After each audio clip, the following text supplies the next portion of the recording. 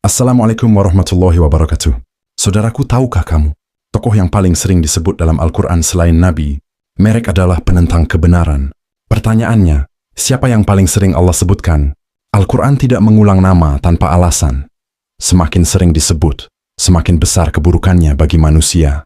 Hari ini kita akan lihat siapa antagonis paling dominan dalam Al-Quran. Di urutan pertama, Fir'aun. Disebut lebih dari 70 kali. Bukan hanya nama, tapi juga pola sistem kekuasaannya. Fir'aun bukan sekedar raja. Ia adalah penguasa tertinggi dalam hierarki kekuasaan hingga mampu mengklaim, "Aku Tuhanmu yang paling tinggi."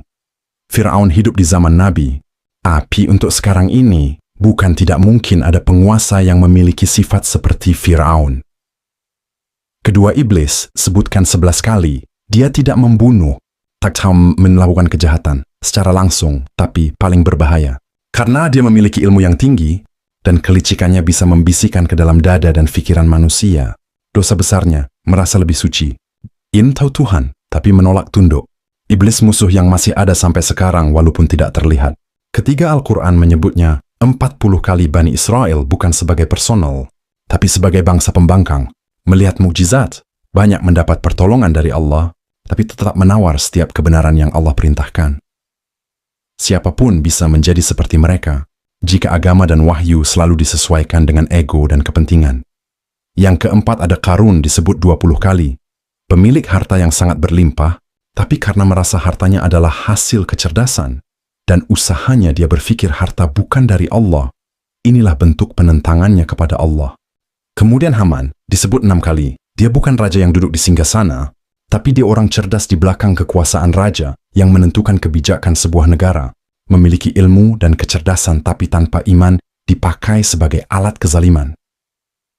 Terakhir disebut hanya 1 kali Abu Lahab. 1 manusia, 1 surah, 1 vonis. Tapi namanya dikunci di Al-Quran dalam surat Al-Lahab sebagai penghuni neraka dengan istrinya. Karena sifat sombong dan hasadnya terhadap dakwah kebenaran. Musuh dalam Al-Quran bukan hanya orang jahat, tapi mereka adalah tokoh yang memiliki kekuasaan, berilmu tinggi, memiliki banyak harta, namun sombong tidak mau mengakui kebenaran dari Allah. Semua yang mereka miliki tidak membuat mereka semakin dekat dengan Allah. Karena tidak ada iman di hati. Mereka jadi penentang Tuhan, bahkan ingin menandingi Tuhan. Pertanyaannya bukan, siapa mereka? Tapi, jangan-jangan di sekitar kita ada yang sedang melakukan peran mereka. Na'udzubillahi min zalik. Semoga Allah lindungi kita dari sifat buruk yang Allah contohkan dalam Al-Quran.